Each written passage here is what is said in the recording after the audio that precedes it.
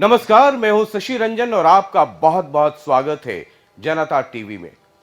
आप देख रहे हैं हमारे साथ ये खास कार्यक्रम और आदमपुर उपचुनाव से जुड़ा हुआ सबसे बड़ा कार्यक्रम। आपको पता है हमारे पास एक थर्मामीटर है। थर्मामीटर हम लगाते हैं, टेम्परेचर आप नोट करते हैं।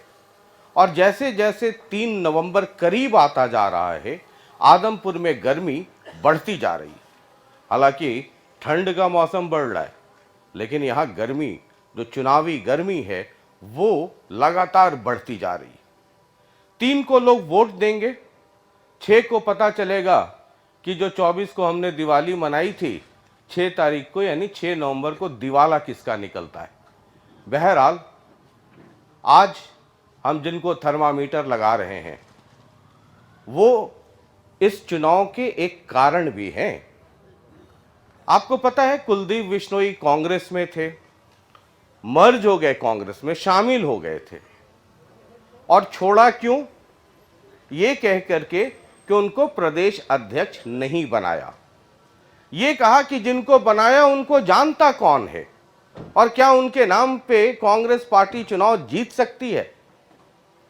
तो हमने कहा कि आदमपुर में वो भी घूम रहे हैं, थर्मामीटर उनको भी लगा देते हैं, जिनकी वजह से एक कारण जो कुलदीप बता रहे हैं।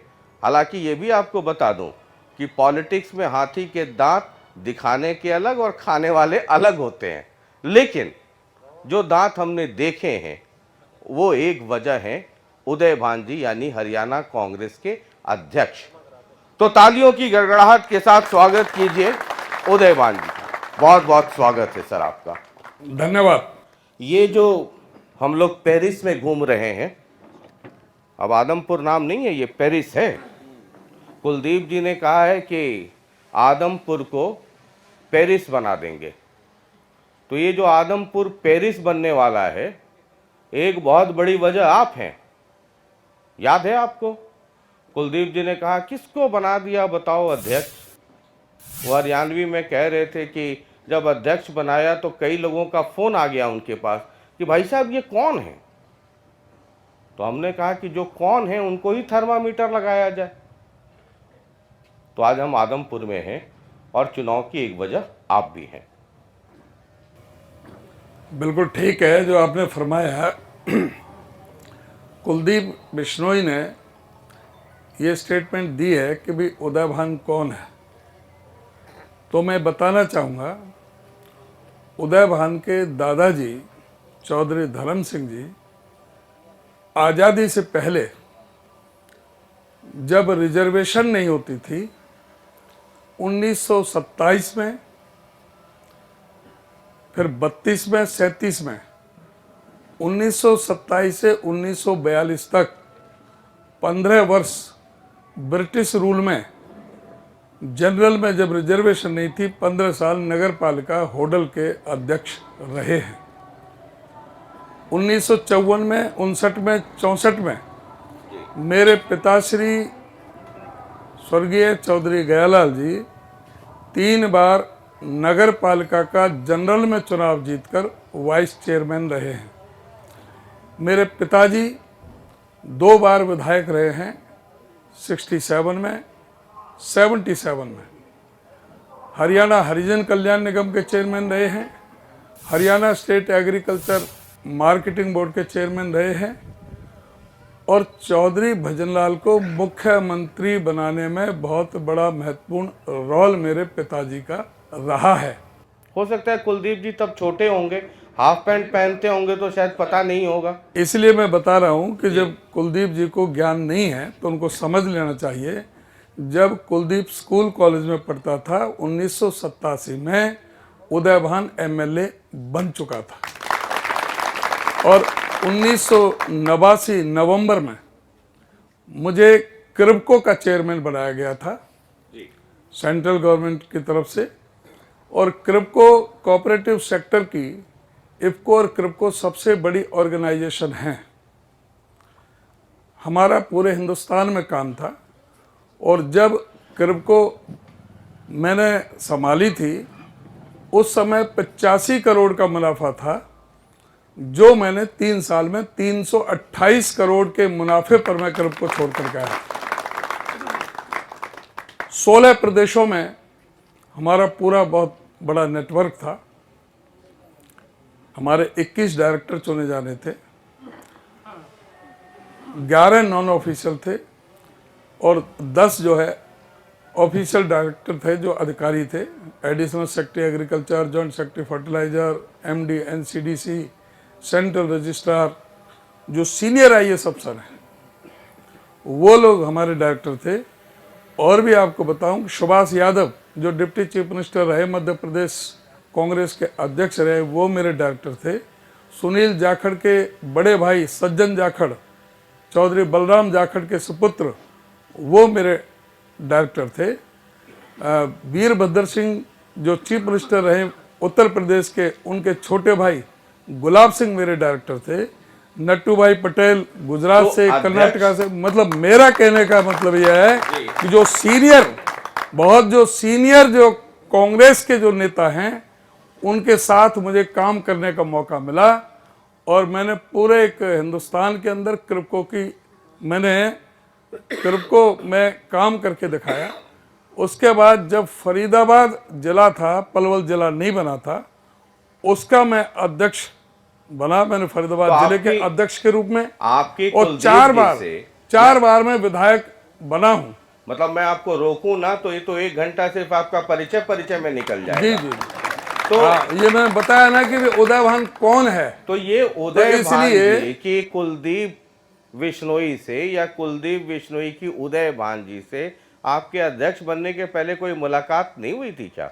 नहीं, आप जानते थे कि कुलदीप बिश्नोई कौन है? मुझे विधायक बनने का मौका मिला है चौधरी भजनलाल जी के साथ भी, जसमा देवी जी के साथ भी, चंद्रमोहन जी के साथ भी, कुलदीप बिश्नोई जी के साथ भी और रेणुका बिश्नोई जी के साथ भी, तो हो सकता और है दूड़ाराम जी के साथ भी। सारे परिवार के साथ मुझे विधायक रहने का मौका मिला है, इसलिए वो जानते हैं मेरे को और मैं भी उन्हें जानता हूं कि आज तक उन्होंने विधानसभा में कभी भी आदमपुर की आवाज को उठाने का काम उन्होंने नहीं किया। चूंकि कुलदीप जी दूसरे काम में व्यस्त रहते हैं, विधानसभा बेचारे थोड़ा कम जा पाते हैं, तो जो आप कह रहे हैं ना इनके साथ रहे उनके साथ रहे, तो हो सकता है मुलाकात नहीं होगी। वो कम जाते थे ना, तो हो सकता है आपको वहां नहीं देखा होगा, नहीं पहचान पाए होंगे। ये जब कांग्रेस के लोग ये कहते हैं, जब काउंटर अटैक करते हैं कांग्रेस के लोग कि एक पिछड़े समाज से, एक दलित समाज से जब किसी को बनाया अध्यक्ष तो कुलदीप बिश्नोई को नहीं भाया। ये सवाल मैंने आदरणीय कुलदीप बिश्नोई जी से किया था। हमने कहा कि जब मौलाना साहब थे तब भी कांग्रेस के लोग कहते हैं आप छोड़ के चले गए, जब उदय भान जी आए तो भी छोड़ के चले गए। तो आदरणीय कुलदीप बिश्नोई जी का कहना था कि ज़रा उनसे मुलाकात हो तो पूछिएगा कि अशोक तंवर के समय क्या हुआ, शैलजा जी के समय क्या हुआ, हुड्डा जी को तो रबर स्टैम्प चाहिए, उनको दलित पिछड़े इससे मतलब नहीं है कि हमने मतलब मान सम्मान में कमी की या वो लोग करते रहे हैं, वो काउंटर अटैक इस तरीके से करते हैं। नहीं, कुलदीप बिश्नोई ने ना तो कभी भी सम्मान किया बहन जी शैलजा जी का, ना चौधरी फूलचंद मौलाना जी का और ना ही अशोक तंवर का। उदय भान के बारे में तो आप बता ही रहे हो। इन्होंने कभी भी, इनकी जो दलित विरोधी जो मानसिकता है वो पूरी तरह से उजागर हो चुकी है। और जो आप कह रहे थे, ये शख्सियत कुलदीप बिश्नोई 18 साल से राजनीति में है, मैं 35 साल से राजनीति में हूँ और ये अपने पिताश्री स्वर्गीय चौधरी भजनलाल जी का नाम भरपूर रूप से ये इस्तेमाल कर चुके हैं। अब वो समय आ गया है जब इनको आदमपुर की जनता को ये बताना पड़ेगा कि कुलदीप बिश्नोई का इस क्षेत्र के उत्थान के लिए, इस क्षेत्र में डेवलपमेंट के लिए, इस क्षेत्र में एक भी काम कुलदीप बिश्नोई ने 18 साल की राजनीति में किया है तो उसको वो बताना चाहिए। आज हम ये मोड़ा खेड़ी में है, खेड़ा में है, तो यहाँ भी आकर के बताना चाहिए कि मैंने मोड़ा खेड़ा में ये काम कुलदीप बिश्नोई ने किया है, इसलिए मुझे वोट दो। चौधरी भजनलाल जी के नाम से तो बहुत वोट मांग ली और जिस तरह से दौरे पड़े हुए कुलदीप बिश्नोई जी को, चौधरी भजनलाल जी को भी धत्ता बता करके जिस तरह से उन्होंने हरियाणा जनहित कांग्रेस बनाई और कहे कि मैं मुख्यमंत्री बनूंगा, मैं मुख्यमंत्री बनूंगा, भावी मुख्यमंत्री कहते रहे। और उसके बाद में इन्होंने एक बिन पैंदे के लोटे की तरह कभी बीजेपी से समझौता कर रहे हैं, कभी बीएसपी से समझौता कर रहे हैं, कभी गोपाल कांडा की पार्टी से समझौता कर रहे हैं, और फिर आकर के कांग्रेस पार्टी में ही माफी मांगते हैं कि मुझे दोबारा से पार्टी में शामिल कर लो।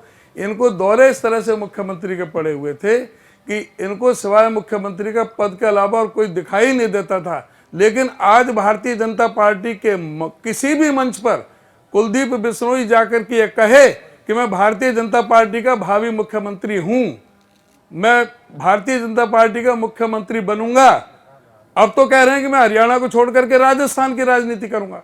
नहीं, वो तो ये कह रहे हैं, जो आपने कांग्रेस वाली बात की, कई सारे आपने मुद्दे एक साथ उठा दिए, वो कह रहे हैं कि कांग्रेस में जाना मेरे जीवन की अब तक की सबसे बड़ी गलती थी। ये उन्होंने ऐसे कहा था भारतीय जनता पार्टी के बारे में कि मेरे बिश्नोई भाइयों, आप किसी पर भी भरोसा कर लेना, लेकिन ये भारतीय जनता पार्टी पर कभी भी भरोसा नहीं करना, है सबसे खतरनाक पार्टी है।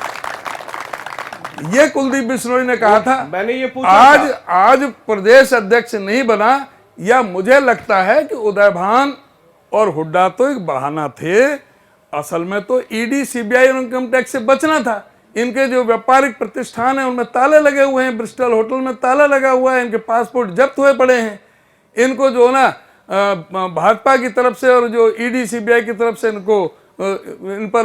इनको बताना चाहिए स्पष्ट रूप से कि मैं भयभीत होकर के डर के और मुझे कांग्रेस की पीठ में छुरा घोंपना पड़ा, आदमपुर की जनता के साथ में विश्वासघात करना पड़ा, उसका मुख्य कारण ईडी और सीबीआई है। और भारतीय जनता पार्टी द्वारा जिस तरह से इस्तेमाल किया गया, कि जिस तरह से राज्यसभा में क्रॉस वोटिंग करा करके वोट ली गई, जिस तरह से राष्ट्रपति के चुनाव में वोट ली गई, ये सारे मुद्दे बताने चाहिए। वो तो ये कहते हैं कि मनोहर लाल जी सबका साथ सबका विकास करते हैं। हुड्डा जी तो सिर्फ रोहतक के चीफ मिनिस्टर थे, भजन लाल जब हटे, हुड्डा जी चीफ मिनिस्टर बने, 10 साल रहे, बोले पूरे आदमपुर का बेड़ा गर्क हो गया। 26 साल का सूखा तोड़ने आए हैं, 500 साढ़े 500 करोड़ का प्रोजेक्ट ला दिया है। इन आने वाले 1-1.5 साल में तो 1000, 2000, 3000, मतलब चंडीगढ़ में नल खुला प्रोजेक्ट का और सीधा पानी जो है पाइपलाइन से आदमपुर में गिरेगा।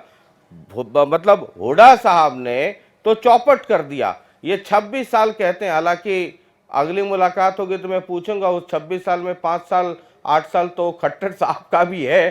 कई बार आदमी ज्यादा बोलने में भूल जाता है कैलकुलेशन में, लेकिन कहते हैं कि हुड्डा साहब ने तो सौतेला व्यवहार किया, सिर्फ और सिर्फ रोहतक के चीफ मिनिस्टर बन के रह गए थे।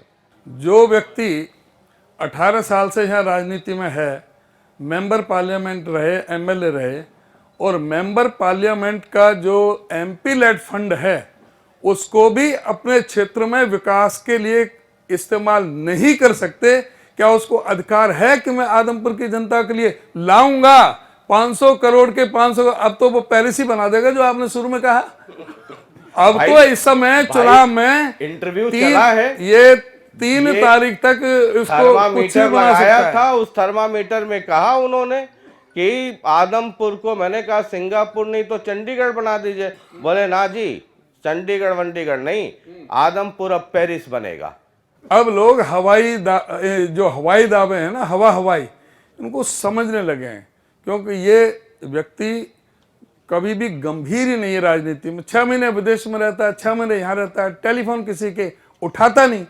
हो सकता है गांव भी पूरी तरह से ना बता सके अपने हल्के के लोगों से, कोई इसकी कनेक्टिविटी है नहीं, अपने गांव में किसी को जाता नहीं, किसी को टेलीफोन उठाता नहीं, विधायकों के टेलीफोन नहीं उठाता, आम जनता की तो बात छोड़ो। ये व्यापारी आदमी है, बिजनेसमैन आदमी है, इसको राजनीति के काबिल ही नहीं है, इसलिए इसको राजनीति छोड़ करके अपने व्यापार को संभालना चाहिए। कुलदीप बिश्नोई कहते हैं कि देखिए हमारी इतनी अहमियत है कि इधर मैं अकेला खड़ा हूं और उधर पूरी कांग्रेस की सेना है। ये जितना दीपेंद्र हुड्डा, भूपेंद्र हुड्डा, जितना उदय भान घूमेंगे, मेरा वोट उतना बढ़ेगा, क्योंकि जितनी बार यहाँ के लोग इनको देखेंगे वो 10 साल याद करेंगे कि उस 10 साल में चवन्नी यहाँ पे नहीं आया। ये आपने देखा होगा, अखबार में भी, टीवी पे भी कुलदीप बिश्नोई को बोलते हुए देखा होगा। वो बोले कि हमने तो चैलेंज दिया था कि या तो भूपेंद्र सिंह हुड्डा यहाँ से लड़ लें या दीपेंद्र हुड्डा लड़ लें। मतलब पढ़े लिखे को फारसी क्या, हाथ कंगन को आरसी क्या, पढ़े लिखे को फारसी क्या, यही फैसला हो जाएगा। इस मूर्खतापूर्ण बयान के लिए मैं क्या टिप्पणी करूं? चौधरी भूपेंद्र सिंह हुड्डा जो लीडर ऑफ अपोजिशन है, वर्तमान में एमएलए हैं, दीपेंद्र हुड्डा मेंबर पार्लियामेंट है, वो क्यों आएंगे? उनका एक भी कार्यकर्ता वो भी इनको हराने में सक्षम है, क्योंकि ये कहीं भी किसी लोगों के सुख दुख में कभी शामिल होते नहीं। ये हवाई आदमी हैं, बाहरी, ये तो विदेशी हैं। इनका तो मुझे पता लगा कि यहाँ घर भी आदमपुर में नहीं है, एक दुकान है वैसे 107 नंबर। ये कहाँ है? ये कहाँ रहते हैं? ये तो जो है या तो दिल्ली में है या इनके लंदन में है या दूसरे विदेशों में इनके घर मकान। ये कहीं पर रहते हैं कहीं? आदमपुर में 107 नंबर मंडी में एक दुकान है, तो अब कुलदीप जी के नाम पे वही है। भजन लाल जी वाला घर मैंने भी सुना है कि बिक गया, वो बेच दिया उसको। हाँ, तो आप इस बात से समझ सकते हैं कि जो चौधरी भजन लाल जी की जो विरासत जो घर को बेच सकता है वो किसी चीज को भी बेच सकता है। उसका कोई भी जो है ना आदमपुर की जनता से लगाव नहीं, और ये आदमपुर की जनता से कोई विश्वास रखता ही नहीं किसी भी तरह का, और इसकी कनेक्टिविटी है नहीं, किसी सुख दुख में नहीं जाता। कोई इसने धेले का कोई काम नहीं किया, डेवलपमेंट के काम नहीं किए, विधानसभा में कभी आवाज़ उठाता नहीं, और यहाँ तक कि भी कभी वह वहाँ जाएगा हाजिरी लगा करके कहीं मेंबरशिप ना खत्म हो जाए। और तो और हर विधायक किसी न किसी विधानसभा की कमेटी का सदस्य होता है। ये पूछना है, आप आगे जब कभी मिले हैं तो उनसे पूछना कि भारतीय जनता पार्टी के स्पीकर ज्ञानचंद गुप्ता ने विधानसभा की कमेटी से तुम्हें क्यों बर्खास्त किया? इनको इसलिए बर्खास्त किया कि ये विधानसभा की कमेटी में किसी में कोई इंटरेस्ट नहीं लेते थे, जनता से इनका कोई लेना देना नहीं था, जनता के लिए कोई आवाज उठा नहीं सकते थे, इसलिए उन्होंने उनको नाकाबिल मानते हुए तुम इसके काबिल नहीं हो, इसलिए तुम्हें इस कमेटी से बर्खास्त किया जाता है। चलिए ठीक है, वो कह रहे हैं कि 300 करोड़, पौने 300 करोड़ पिछले 1.5 साल या 2 साल या जब भी वो बीजेपी में आए हैं उसमें तो उतने के काम हो गए हैं। 550 करोड़ के प्रोजेक्ट आ गए हैं, आगे पाइपलाइन में है। वो कांग्रेस से पूछते हैं कि जरा वो अपने कार्यकाल का हिसाब बता दें कि आदमपुर में 10 साल हुड्डा साहब की सल्तनत रही है, क्या क्या यहाँ हुआ।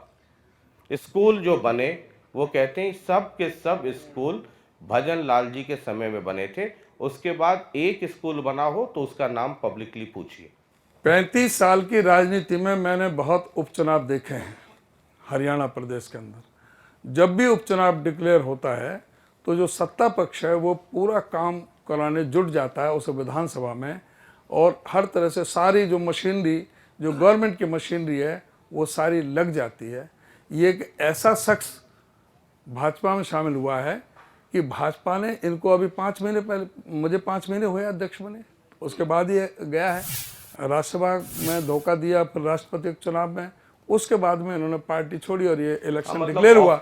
लेकिन राज्यसभा में जब जिस दिन तन से बाद में गए, मन से पहले में, हाँ मन से पहले चले गए थे। जिस दिन इन्होंने भाजपा में क्रॉस वोटिंग की उसी दिन सबको पता था कि पता तो उसके पहले से ही था। हाँ, कि ये उपचुनाव होगा। लेकिन इनका कितना वजन है इस बात से पता लगता है कि मैं सारे हल्कों में घूम रहा हूँ, सभी गाँव में, कहीं भी मुझे तो कोई काम चलता हुआ नजर आया नहीं, कहीं भी कोई एक ईंट लगती नजर नहीं आई, कोई एक भी कोई आप आ रहे हो गांवों में भी आप घूमते हो, आपने कोई नया काम चलते हुए देखा है? कहीं भी किसी भी गांव में पूरे विधानसभा क्षेत्र में कहीं कोई काम नहीं हो रहा। और आप कहीं चले जाए, आदमपुर मंडी में चले जाओ, गांव में, आदमपुर गांव में चले जाओ, क्या हालत है, किसी गांव में चले जाओ, क्या गलियों की क्या हालत है। आज पूरी तरह से कई गांवों में अभी भी पानी भरा हुआ है, उनको निकासी तक भी नहीं करवा पाए। ये तो बिल्कुल जो है ये राजनीतिक आदमी है ही नहीं।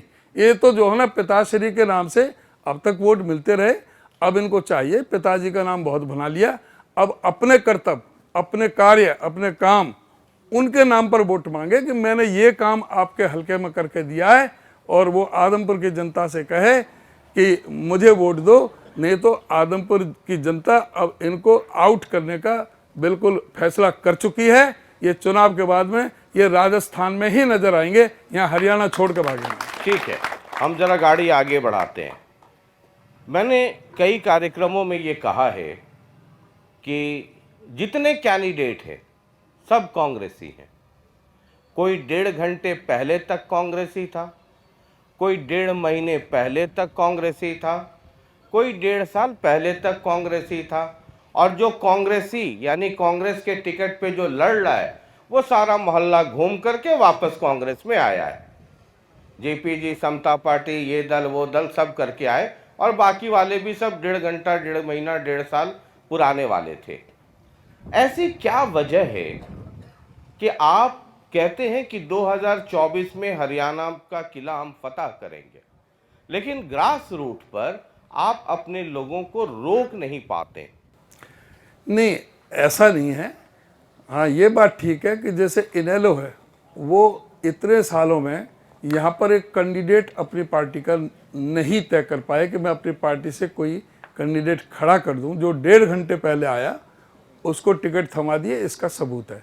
उसी तरह से आम आदमी पार्टी ने भी जो महीने भर पहले जो कांग्रेस में था उसको अपने शामिल करके आम आदमी पार्टी में लिया, और जिससे विद्रोह करके आम आदमी पार्टी की सारी यूनिट हमारे साथ आ गई, आम हमारे साथ आ गए, गुठली वहाँ पर रह गई। इसी तरह से जो आप कुलदीप की बात कर रहे हो, वो तो आपको पता ही है कि पहले से ही ये मिलते रहे हैं, खट्टर जी से मिलते रहे हैं। अब ये क्या इनकी बातें होती थी, शुरू से क्या क्या दबाव थे, प्रेशर थे। मैं तो जो आम कांग्रेसी कार्यकर्ता हैं, नंबरदार जी हैं या कोई भी है, ये जो आम आदमी पार्टी वाले भी कैंडिडेट है, वो 2014 में आपके यहाँ से लड़े थे, फिर बीजेपी में चले गए थे, उसके बाद वापस फिर वो आम आदमी पार्टी में मतलब इधर गए। लेकिन नंबरदार जी जो किसान नेता हैं, जिनका अपना एक ठीक है संघर्ष भी है, ये अलग बात है कि वो आज आपके साथ नहीं है, वो उनके साथ है, 1.5 घंटे पहले तक आपके साथ ही थे। तो ग्राउंड लेवल के वर्कर्स को बतौर प्रेसिडेंट हरियाणा कांग्रेस, उसको इंटैक्ट रखना भी तो आपकी जवाबदेही है। नहीं, ये ठीक है। हमारे जो ग्राउंड लेवल पर जितने भी वर्कर हैं पूरी तरह से इंटैक्ट हैं, और हमारे पास में एक लंबी लाइन थी, लगभग 20 कैंडिडेट थे, उसमें हमें कैंडिडेट देना था। सारी चीज़ों पर विचार किया गया, और बहुत मजबूत और सशक्त व्यक्ति जो 3 बार मेंबर पार्लियामेंट रहा हिसार से, और आदमपुर असेंबली सेगमेंट हिसार का हिस्सा है, जो व्यक्ति आदमपुर से 2009 में कुलदीप बिश्नोई के मुकाबले चुनाव लड़ चुका है, और बहुत ही कम मार्जिन से चुनाव लूज किया था। जो और जिन्होंने लूज किया उन्होंने बहुत मार्जिन से, लेकिन जयप्रकाश ने बहुत कम मार्जिन से लूज किया। 8 साल वो जिला कांग्रेस का अध्यक्ष रहे, सारे जिले में हर असेंबली सेगमेंट से उनका संपर्क रहा। अभी भी वो हिसार के कांग्रेस के प्रभारी थे, इसलिए 2 बार वो विधायक बने। बरबाला से वो विधायक बने, उनका भाई बरबाला से विधायक बना, जो साथ लगता हुआ विधानसभा क्षेत्र है। तो इसलिए ये कह सकते हैं कि जो जयप्रकाश है वो जड़ों से जुड़ा हुआ नेता है, आम आदमी से जुड़ा हुआ नेता है। और जहाँ तक कि कहो कि भाई वो आदमपुर से बाहर का है, वो तो आदमपुर से बाहर क्या हो तो ही है। अब तो उसने मकान भी यहाँ पर सारा 6 एकड़ जमीन यहाँ पर ले करके वो तो परमानेंट आदमपुर का उसने कह दिया कि मैं आगे जो भी इलेक्शन लड़ूंगा, जीतूंगा हारूंगा, आदमपुर की सेवा करूंगा, उसने कह दिया। उसने मकान बना लिया, और जो कुलदीप ने वो यहाँ पर बाप दादा का भी मकान बेच दिया। ये अंतर है दोनों में, और इनका कोई लेना देना नहीं रहा आदमपुर से। आप देखोगे कि इस चुनाव के बाद में ये कोई भी यहाँ पर नजर नहीं आएगा। भव्य बिश्नोई 2019 में चुनाव में आया था कि मैं भाई पिताजी मेरे फोन नहीं उठाते, और ये सब जगह की शिकायत है, और मैं जो है आपको भरोसा देता हूँ कि जो ना पिताजी की इस कमी को मैं पूरा करूँगा, और मैं आपके हर समय हर बीच में रहूँगा। कोई बता दे कि जब से 2019 से 2022 3 साल चल रहा है, 3 साल में भव्य बिश्नोई भी 3 दिन भी आया हो हल्का में, एक भी दिन। ये सिर्फ वोट मांगने के लिए। हमारी वो बेटी खैरमपुर में, जो आपने स्कूल की भी बात करी, स्कूल के बारे में कहा था, स्कूल खोलने का काम सरकारों का है, उनको सुविधाएं मुहैया कराने का काम सरकारों का है। जो उनको टीचर्स की जो व्यवस्था करने का काम सरकार का है। और ये जो शिक्षा है ये मौलिक अधिकार है, राइट टू एजुकेशन, जो कांग्रेस पार्टी ने सरदार मनमोहन सिंह की गवर्नमेंट ने दिया था। लेकिन उसके बावजूद भी जिस तरह से इन्होंने शिक्षा को तहस नहस करने का काम किया, 8 साल में 498 स्कूल इन्होंने मर्ज किए। पिछले महीने 105 स्कूल मर्ज किए, जिनमें 4 स्कूल आदमपुर के थे। आदमपुर जहां उपचुनाव हो रहा है वहां भी 4 स्कूल इन्होंने मर्ज करने का काम किया। पार्टी के कहीं लोग टीचर है नहीं, डेली लिस्ट जारी कहीं करते हैं, अध्यापक नहीं कहते है। हैं कि ये बीजेपी की हालत है कि स्कूल बंद कर रहे हैं। वो एक लिस्ट जारी करते हैं, कहते हैं ये देख लीजिए हुड्डा साहब के समय 154-55 ये स्कूल बंद हुए, खट्टर साहब के समय ये स्कूल बंद हुए। आम आदमी पार्टी आप दोनों पे हमला करती है, कहती है कि एजुकेशन का दोनों ने मिलकर सत्यानाश। आम आदमी पार्टी का तो कुछ सौदा है नहीं, उसके बारे में तो चर्चा करना भी व्यर्थ की बात है। आम आदमी पार्टी का नेता, पंजाब में भी सुनिए ना, और दिल्ली में भी लोग कहते थे ऐसे। आम आदमी पार्टी का जो नेता है छोटा मोदी केजरीवाल जी, वो ये कहते हैं कि किसी भी डिबेट में बिठा लो, मैं मोदी से ज्यादा बढ़िया बेहतर ढंग से झूठ बोल सकता हूँ। और साथ ही अरविंद केजरीवाल यहाँ हिसार में भी आके कहता है, और वो कहता है कि मैं SYL के पूरा किए जाने के, उसको बनाने के पक्ष में नहीं हूँ। वो कहता है कि पंजाब के पास पानी नहीं है, वो कहता है कि हम हरियाणा को पानी देने में सक्षम नहीं है, पानी हमारे पास नहीं है। केजरीवाल जो सुप्रीम कोर्ट से भी बड़ा बन गया, जो हमारे देश में लोकतंत्र में सर्वोच्च अदालत सबसे बड़ी होती है, जिसका फैसला सबको सर्वमान्य होता है। 2016 में फैसला सुप्रीम कोर्ट का आया था। उन्होंने कहा था, जो चौधरी भूपेंद्र सिंह हुड्डा जी ने जो रेफरेंस राष्ट्रपति के जरिए जो भेजा था सुप्रीम कोर्ट में, उसका फैसला 2016 में आया और उसमें बताया कि 3.5 लाख मिलियन एकड़ फुट पानी का हरियाणा का हिस्सा बनता है, और वो पानी को देने के लिए हरियाणा को SYL को तुरंत पूरा किया जाए। केंद्र सरकार की ड्यूटी लगाई थी, पंजाब सरकार की ड्यूटी लगाई थी, लेकिन इन्होंने कोई इस तरफ ध्यान ना दिया, ना केंद्र सरकार ने, बीजेपी ने, और ना ही आम आदमी पार्टी ने। अब ये खुद अभी मुख्यमंत्रियों का ड्रामा हुआ, मुख्यमंत्री की मीटिंग क्यों की जा रही है, क्यों नहीं इनका जो है इसमें कंटेम्प्ट ऑफ कोर्ट डाला जाए। आज कंटेम्प्ट ऑफ कोर्ट की जरूरत है अदालत की मानहानि के लिए, अदालत के फैसले को इम्प्लीमेंट नहीं करा पा रहे। सर SYL पे जब कोई नेता बोलते हैं तो सर मैं भी तो आपको पता है घाट घाट का पानी पीता हूँ, मैं बहुत अच्छी तरह जानता हूँ आपको, मैंने बहुत और वेल रिसर्च आदमी हूँ, पढ़ लिख करके जाता हूँ इंटरव्यू करने। SYL पे चाहे वो कोई भी पॉलिटिकल पार्टी, वो कांग्रेस हो, INLD हो, बीजेपी हो, आम आदमी पार्टी हो, मैं एक आम आदमी तो आजकल बोलने में पार्टी लगा दीजिए तो एक पार्टी हो जाती है। जनरल पब्लिक की तरह आप जरा घूम जाइए और उनसे पूछिए कि क्या हरियाणा के किसी भी पॉलिटिकल पार्टी, कोई भी पॉलिटिकल पार्टी, उसका कोई भी नेता, क्या वो सीरियस है या सिर्फ SYL पे पॉलिटिक्स करते हैं? क्यों? ये बहुत इंपॉर्टेंट सवाल है सर। कांग्रेस की UPA में सरकार थी, दिल्ली में, पंजाब में भी एक दौर था, हरियाणा में भी। बीजेपी की NDA की सरकार दिल्ली में, पंजाब में भी अकाली बीजेपी की सरकार, हरियाणा में भी सरकार। INLD के लोग जाकर के ड्रामा करते हैं वहां पे नहर खोदने का और उसके बाद चले आते हैं। INLD के लोगों से मैं पूछता था कि आपकी तो रिश्तेदारी है, कहते हैं कि बादल परिवार से हम भाई हैं, मुंह बोले भाई हैं। क्या कभी INLD के लोग या कभी कांग्रेस के लोग, क्या कभी बीजेपी, आम आदमी पार्टी SYL को लेकर के सिवाय राजनीति करने का कभी कोई सीरियस अप्रोच रहा है सर? ये बड़ा कड़वा सवाल है और मुझे बड़ा दर्द होता है जब कोई पॉलिटिशियन SYL पे पॉलिटिक्स करते हैं। बिल्कुल आपको कड़वा सवाल पूछने चाहिए, और बिल्कुल जो है, जो पॉलिटिकल पार्टी का जो चेहरा है, चाहे कोई भी राजनीतिक दल हो, उसको बेनकाब करने की आपको पूरी स्वतंत्रता है। लेकिन मैं आपसे जानना चाहूँगा कि इंदिरा जी ने इसका SYL का कपूरी में इसका शुरुआत किसने की थी? पानी का जो बंटवारा इराडी कमीशन किसने बिठाया था? जो इंदिरा जी के टाइम में पानी का बंटवारा हुआ, पानी का जब पंजाब ने झगड़ा हुआ, दोनों प्रदेशों का, पंजाब का और हरियाणा का, जब आपस में झगड़ा हुआ, उसको फैसला कौन करेगा? उसका फैसला कोर्ट करेगी। कोर्ट भी सुप्रीम कोर्ट सबसे बड़ी कोर्ट है हमारे दोनों प्रदेशों की सरकारों ने अपने अपनी बातें रखी। हमारे मुख्यमंत्री जब हुड्डा साहब थे तो उन्होंने राष्ट्रपति के जरिए रेफरेंस भिजवा करके सुप्रीम कोर्ट में गए थे। सुप्रीम कोर्ट में पंजाब सरकार ने अपना दावा पेश किया, हरियाणा सरकार ने अपना दावा पेश किया, केंद्र सरकार ने अपनी बातें रखी। सबको सुनकर के 2016 में जब सुप्रीम कोर्ट से फैसला हो गया, जो सर्वोच्च अदालत है, उसके ऊपर कोई अदालत नहीं। जब झगड़े होते हैं, कोई प्रदेशों में झगड़ा हो, राजनीतिक दलों में हो, चाहे वो राज्य सरकारों में हो, उनका निपटारा कौन करेगा? केवल और केवल अगर निपटारा करने का अधिकार है तो वो सर्वोच्च न्यायालय को है, और सर्वोच्च न्यायालय ने वो फैसला निपटाया। 2016 में वो फैसला किया।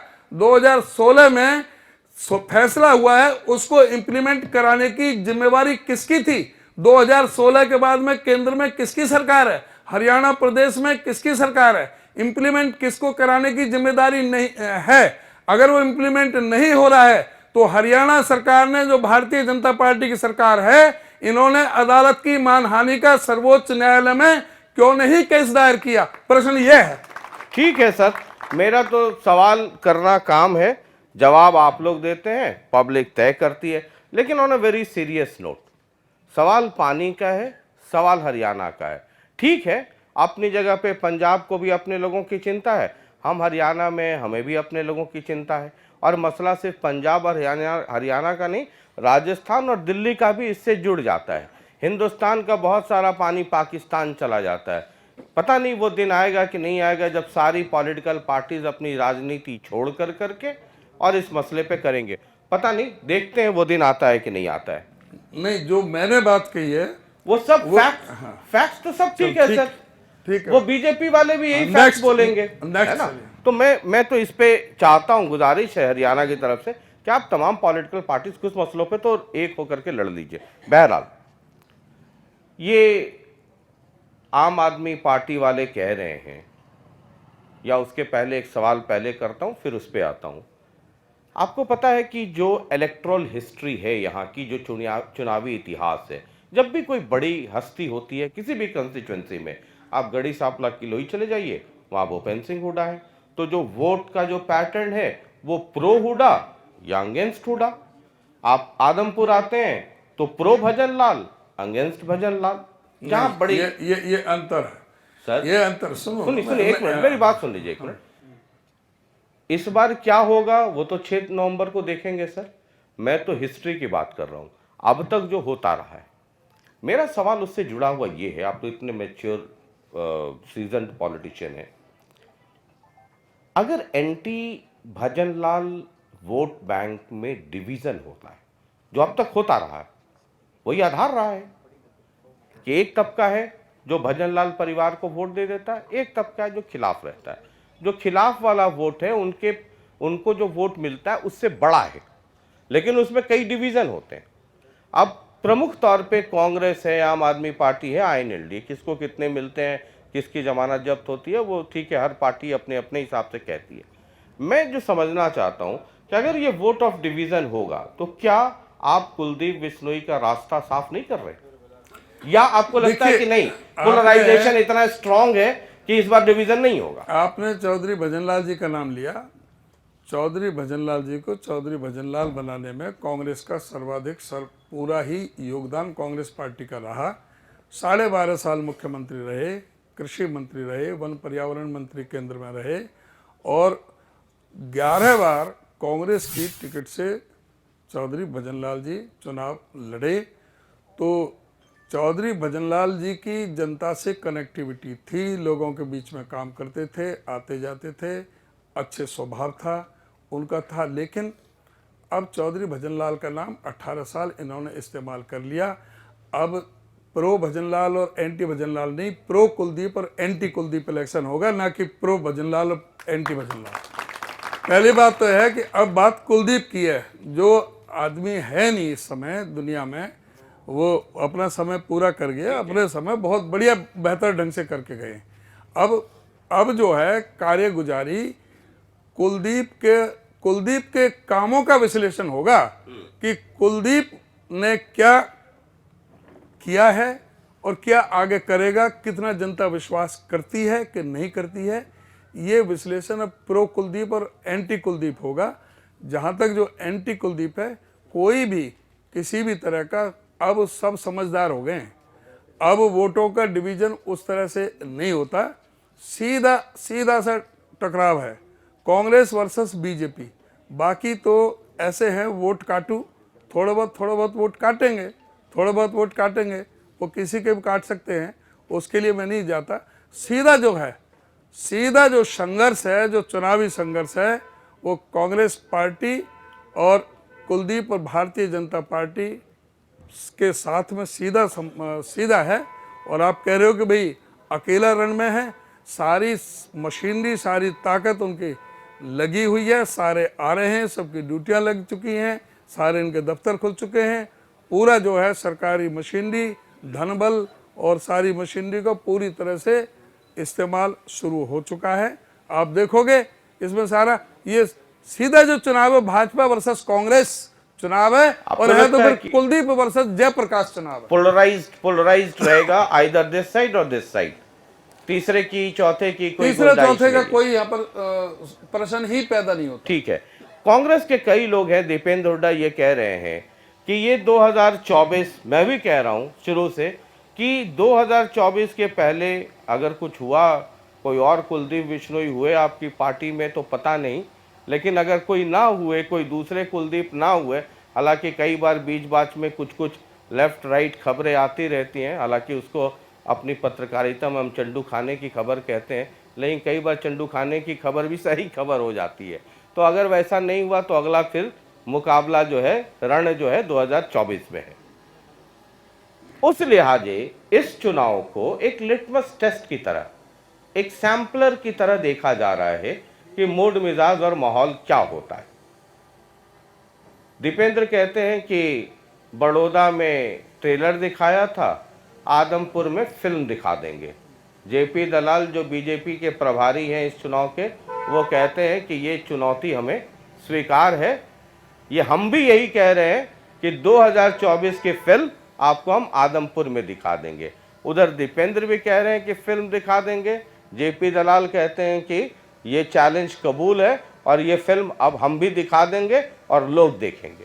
ये आप देखने जा रहे हो, और ये फिल्म अभी आपको इसी आदमपुर चुनाव में दिख जाएगी, इसमें कोई संदेह नहीं है। उसका रिलीज डेट है ना 6 नवंबर। क्योंकि भारतीय जनता पार्टी से इस समय आम जनता, चाहे वो किसान है, मजदूर है, गरीब आदमी है, व्यापारी है, कर्मचारी है, आज सभी पूरी तरह से दुखी हैं।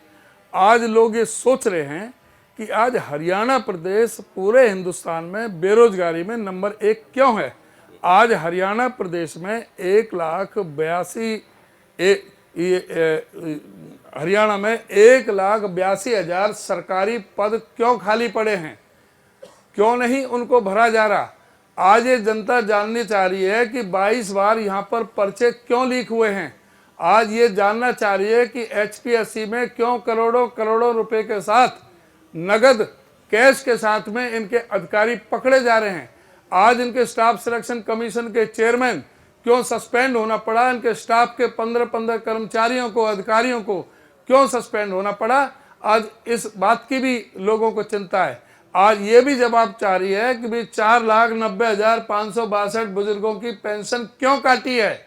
आज जनता ये जानना चाह रही है इस सरकार से, आज महंगाई कितनी चरम सीमा पर है। जो कहते थे कि भाई 35 रुपए में लीटर डीजल चाहिए तो मोदी को वोट दो, आज जब 90 और 95 रुपए के बीच में 100 तक भी जब डीजल का रेट पहुंचता है तो पता लगता है। आज जो किसान को कहते हैं कि तुम्हारी आमदनी हमने दुगनी कर दी है, तो किसानों को सुन के बड़ा गुस्सा आता है। उनकी कोई भी MSP पर कोई जिन्स आज बिक नहीं रही। 712 लोगों ने अपने प्राणों का बलिदान कर दिया MSP के लिए। आज हर चीज का, खाद का रेट बढ़ गया, डीजल के रेट दुगने हो गए, लेबर बढ़ गई, पानी का रेट बढ़ गया, हर चीज की जो लागत है किसान की, वो कहां से कहां पहुंच गई है। और ये बेशर्मी से कहते हैं कि हमने किसान की दुगनी आमदनी कर दी है। ये सारी चीजों का जवाब ये चुनाव में होगा। 3 तारीख को लोग देंगे फैसला। एक आखिरी सवाल मेरा, जो मैं ये कह रहा था कि चैलेंज दोनों तरफ से है। भले ही टेम्परेचर घट रहा हो, अब औसत टेम्परेचर 22-23 जो पहले चल रहा था 40-45, लेकिन आदमपुर का टेम्परेचर जो है वो लगातार 50 के पार जा रहा है।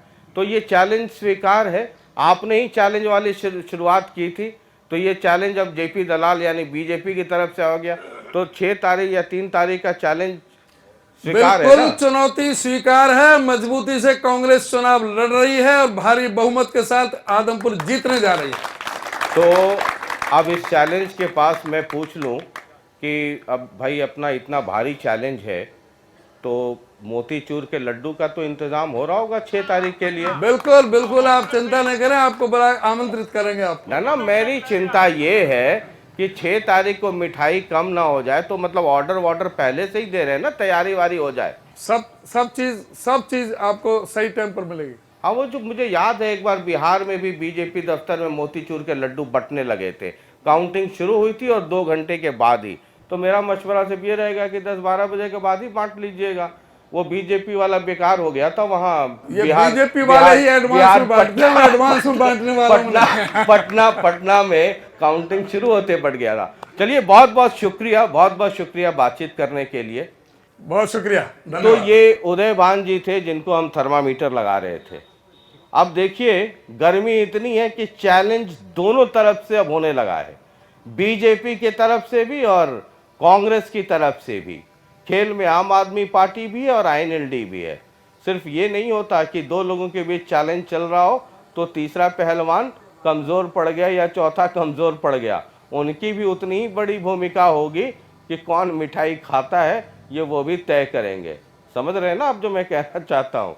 बाद बाकी जनता जनार्दन है, थर्मामीटर लगा दिया, टेम्परेचर आप नोट कर लिए होंगे, 24 को दिवाली मना ली है, देखते हैं 6 को किसका दिवाला निकलता है। बहुत बहुत शुक्रिया, नमस्कार, धन्यवाद।